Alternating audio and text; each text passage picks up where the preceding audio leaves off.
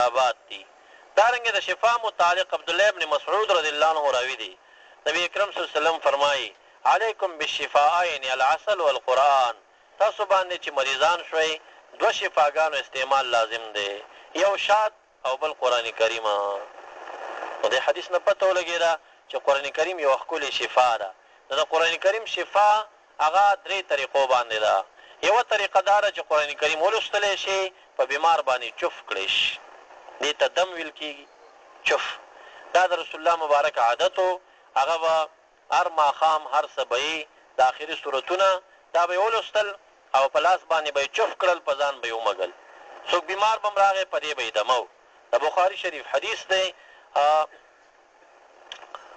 یو صحابي مبارک لاړه یو کلي ته ورغی او هغه کلي کې هغلته دې ته رقیه ویل کېږي، دم ویل کېږي.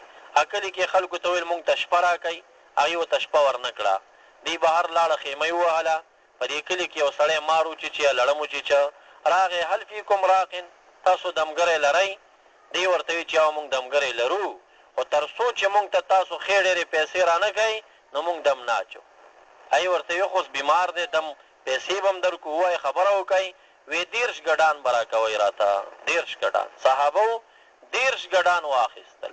بیا حقي شریف روایت کې تفصیل دی، دغه صحابي ورغی وکرتې الحمد شریف یې ولوستله، سړی یې پې دم که، چې دم یې که خو پروت و خپې باندې مار یې لړم چیچلی و، وی داسې ټوپ یې ووهه ګویا کې لکه اوښ چې عقال زنګون دې ورته تړلی او زنګون یې کولاو کې اوښ ټوپ کې، وی روغ جوړ شو، سړی پاڅېده. چې راله په خپلو کې اختلاف شه، دا خو وی قرآن کریم دې ولوستو خوراک پې کې، دا خو به روانه وي. ای وی راځئ خوراک مه کوئ. رسول الله مبارک نه پوښتنه کوو.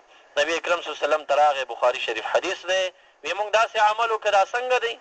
رسول الله مبارک ورته وی تاسو نه پوهېږئ انها رق اما تعلمون انها رقیه، دومره نه پوهېږئ دا خو دم دی. وجعلوا لي سهما، چې شکم ورکوي ما ته هم پکې برخه راکوئ چې دا شکم ختم شي. ګوره دا د بخاري حدیث دی، صحیح حدیث دی. په دم باندې اجرت اخیستل، یو خو داسې ته ورشي دم وکړي او هغه څه ورکړي ورته، دا خو هسې هم جایز دی، کې اختلاف نشته. یو داسې چې دمګری تا ته وایي چې ما ته به 1000 روپۍ راکړې، دم ومږې نه دم هم، دغه هم جایز دي. دلته دې ورته 30 ګډان ښودلي دي، دې ته اجرت وایي، دې ته تعین وایي، دا روا دی، دې کې څه شک نشته دی. دا خو دوی کتابونه هم لیکلي دي، د وهابیانو سرکردم خپل کتاب کې لیکلي په دم باندې تنخواه اخیستل روا دي، خو دا کشران یې ځان نه پوه کوي. او دویم یو طریقه د شفا دا ده، دویمه شفا دا ده چې قرآن کریم ولیکل شي او بیا هغه څاښ شي، څاښ ته اوبو کې وسولول شي، چاته ورکولی شي. دا هم علامه قرطبي تفسیر خپل کې دا ذکر کړي دي. او ننزل من القرآن ما هو شفا، موږ قرآن کریم نازلو هغه چې شفا ده، ورحمت للمؤمنین. دغه ځای باندې تفصیل کوي چې دا جایز دی، اختلاف نشته.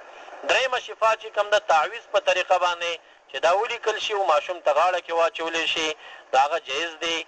ترمذي 2م جلد کې عبدالله ابن عمرو ابن عاص رضی الله عنه به څاښ ولیکه، ماشوم ته به یې ورکه څکلو کې، او که چېرته ماشوم به اوبه نشي څکلی کتبه وعلقه على عنقه، قرآن کریم به یې ولیکه، غاړه کې به یې ورته واچولو. همدغه د تعویض دپاره اصل دی. نو بنیاد د دې خبرې شته دی، خو دوکانداري په دې کار کې چې بیا غواګانو ته لکۍ کې ځوړندی دی، غوا ټوپ والی دی لکۍ کې قرآن کریم، دا نو خو بیا د قرآن کریم بې عزتي ده او بې ادبي ده، هغې مونږ موافق نه یو. یا دا بعضې تعویضګر چې بیا چل او فریب دپاره تا باندې کوډې شوي دي، تا باندې دا د غیب ویل دا چاته هم نشته دی، دا انبیا علیهم السلام اولیاو ته خدای تعالی لږ حصه ورکوي، نور دې باندې دا تعویضګر او دا بېکاره خلک نه پوهېږي او دوی ته د غیب و عقیدې مه ساتئ.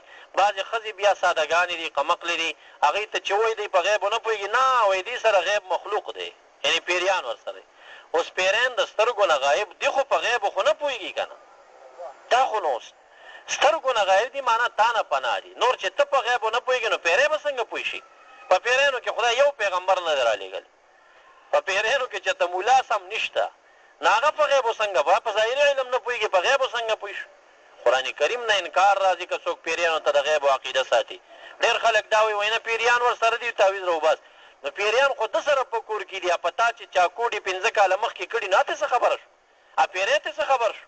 دې ته سوچ کوئ. ګورئ سلیمان علیه السلام پیریانو د پاسه بادشاهي وه، بیت المقدس یې پرې جوړه و، 52 کاله بچي 42 کاله کې لګیا او کار یې پې کوو یو کال چې مرګ ته د سلیمان علیه السلام پاتې شو او بیت المقدس کې یو کال کار پاتې و د وفات ټیم راغی د امسا ته یې تکیه وکړه داسې روح ترې نه لاړ امسا ته یې تکیه کړې ده سترګې یې پټې او پیریان دا ټټکي چلی تیز چې سلیمان علیه السلام ولاړ دی سرمنو مباسي کار کوئ یو کال شپه ورځ پیریانو منډې ووالې بیت المقدس سر ته ورسېد خدای تعالی 22مه سپاره کې فرمایي دابة الارض راغی د ځمکې دابه معنا ویاڼه تاکلو من ساتو هغه راغی د سلیمان علیه السلام هغه امسا یې د ښکته نه وخوړه چې ویې خوړه امسا وغورځېده نو خر میتا سلیمان علیه السلام پرېوته چې پرېوته وی دی وخت کې وعلمت الجن پیریان پوه شو ان لو کانوا یعلمون الغیب لما لبثوا فی العذاب المهین وی پیریان دی وخت کې پوه شو که موږ په غیب پوهېدی نو دا یو کال به م ټاټکي نه و چلولي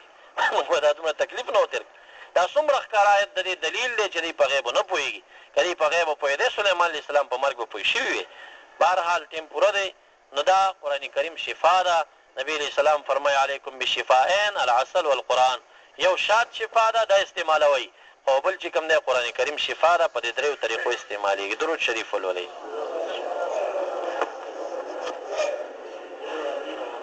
ربنا اغفر لنا ولوالدينا ولأساتذتنا ولمشايخنا ولتلاميذنا ولأحبابنا ولجميع المؤمنين والمؤمنات والمسلمين والمسلمات الأحياء منهم والأموات إنك رافع الدرجات ومجيب الدعوات وقاضي الحاجات اللهم صل على سيدنا ومولانا محمد